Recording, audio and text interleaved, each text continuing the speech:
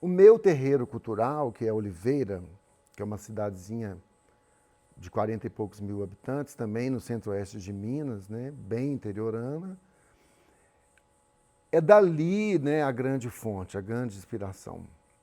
Porque todas as festas, todos os eventos festivos, cívicos ou religiosos, sempre foram muito e ainda são muito travestidos de dramaticidade.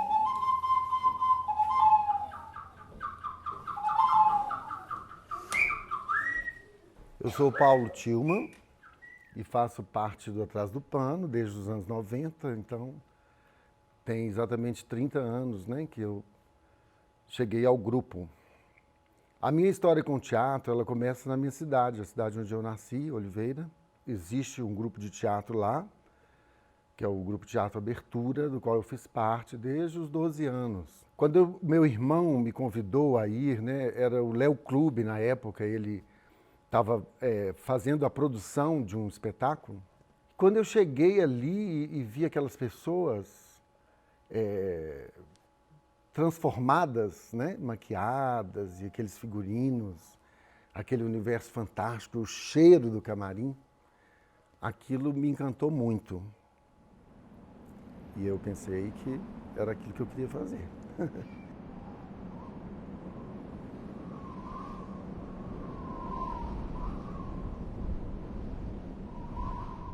Em 1990, eu conheço a Miriam, que é minha parceira, né? Parceira de vida e de trabalho. E aí eu sou convidado a fazer parte do Atrás do Pano no seu primeiro espetáculo, que é o Teatro Móvel, que era um espetáculo dirigido pelo Paulinho Colica. E um teatro de mímica.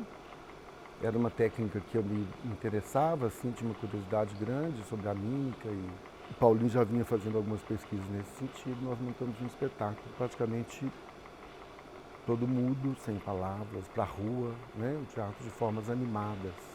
Em 94, né, após a montagem do Teatro Móvel, o grupo teve contato com um grande artista, um grande escritor, que é o Marcelo Xavier. Praticamente um padrinho assim, do Atrás do Pano. Foi ele que criou a primeira marca do grupo, né?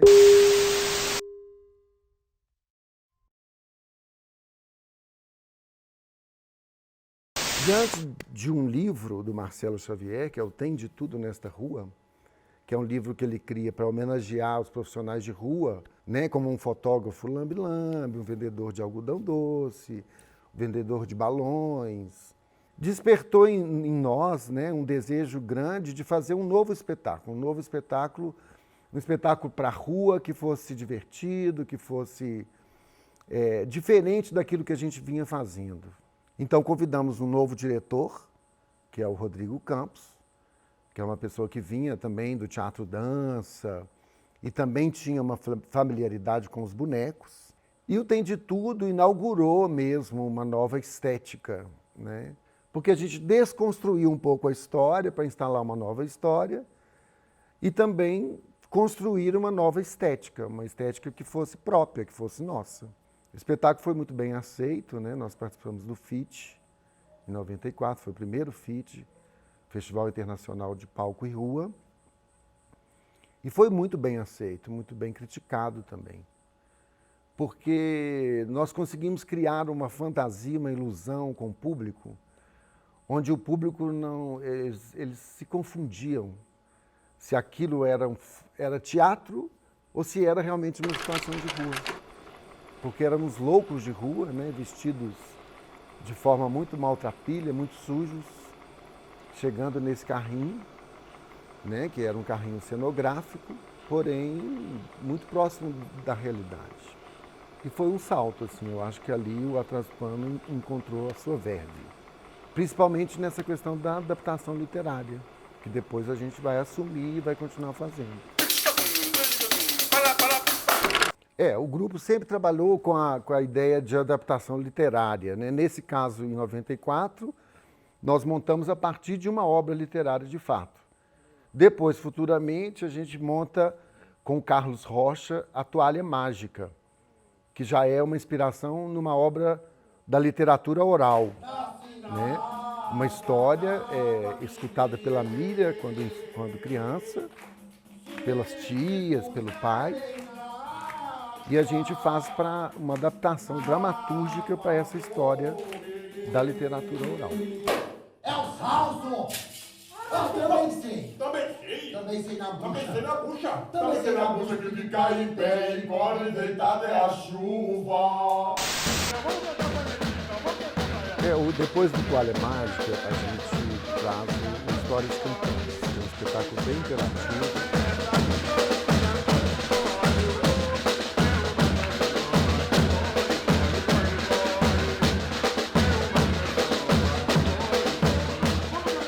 Da música e da brincadeira contando histórias para a criançada. É um espetáculo voltado muito para o público infanto-juvenil.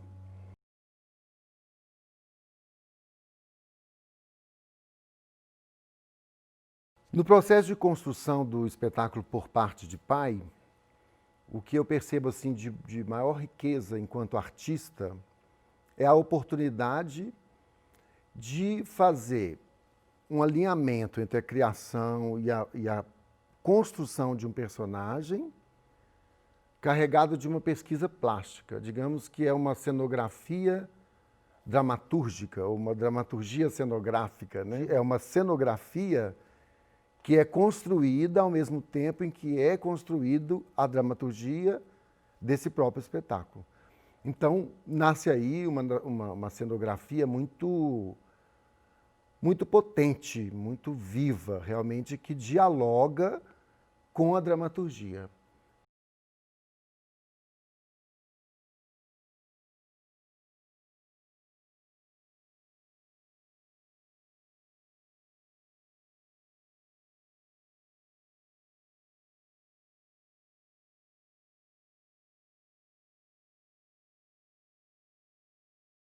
E, logicamente, as nossas inspirações vieram também do interior. Nós voltamos ao interior, visitamos várias comunidades, várias manifestações nessas cidadezinhas, como a Semana Santa, as Sextas-feiras da Paixão.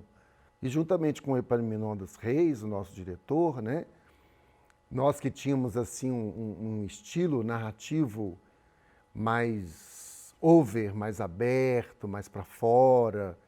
Por parte de pai, a gente é obrigado a desconstruir tudo isso, né? E redescobrir um outro tempo. Então a gente começa a trabalhar com a desconstrução da urgência, né? Porque a gente quer provocar no público, trazer o público para esse lugar.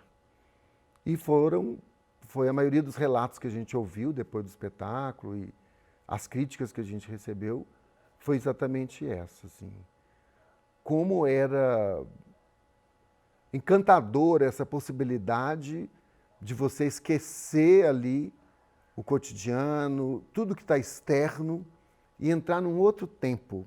A partir do Por Parte de Pai, né, nós criamos um marco, assim, eu acho que é um marco na história do grupo, né, esse êxito com a adaptação literária e com essa busca dessa linguagem, da ludicidade junto à simplicidade.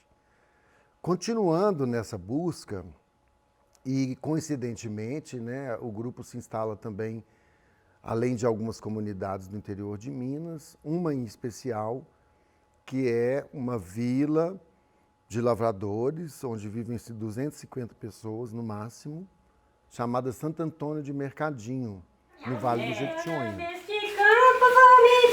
Pra cidade, meus olhos enchem de pranto, meu coração de saudade. Companheiro, amigo de coração, eu quero beber um gole na palma da sua mão. Nessa mesma comunidade, onde a gente se instala e futuramente vamos construir ali um ponto de cultura, vamos dar sequência às atividades com essa comunidade, a gente inicia um processo de pesquisa de um novo espetáculo chamado Agreste, de um autor pernambucano, que é o Nilton Moreno. Mas, como toda história de teatro, há sucessos e há insucessos, né? Nós tivemos anos de dedicação em torno da temática e da obra, mas não conseguimos concluir o processo. Não tivemos um produto final, ficou no processo, embora tenha sido muito rico. E a gente se encanta com tudo aquilo ali, né? Principalmente com as pessoas, e damos início a uma pesquisa que também traz para o grupo uma nova linguagem, que lá atrás já tinha sido pesquisada, que é a mímica. Aqui a gente vai trabalhar com a ideia da mimesis corpórea, né? Nos inspirando nas pessoas, nas figuras da cidade, né? E aí, então a gente começa a observar ali os tipos, a forma como eles dizem, a fala, tudo que nos remetia ao contexto dessa obra, do Agreste, íamos compondo ali um inventário daquele lugar, né? Objetos que já tinham cumprido a sua função e que não tinham mais sentido para eles, né? Mas que para nós tinham um sentido afetivo, de memória afetiva, um sentido artístico e simbólico muito grande.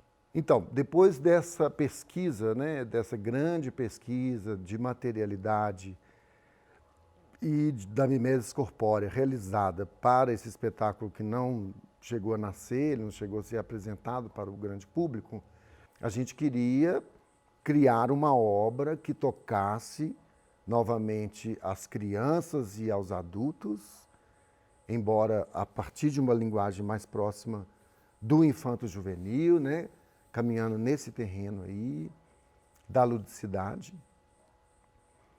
Aí buscamos Manuel de Barros, né? Foi a nossa grande inspiração para a construção do Quase Árvore, uma obra onde a dramaturgia foi construída, né, aqui, junto com o diretor, junto com os atores criadores, e a cenografia também. Se misturam. Como o avô e seu neto. Sim. Eu vejo que um dia você ainda vai ser poeta. Sabe por quê, menino? Porque você também arranca as palavras do chão.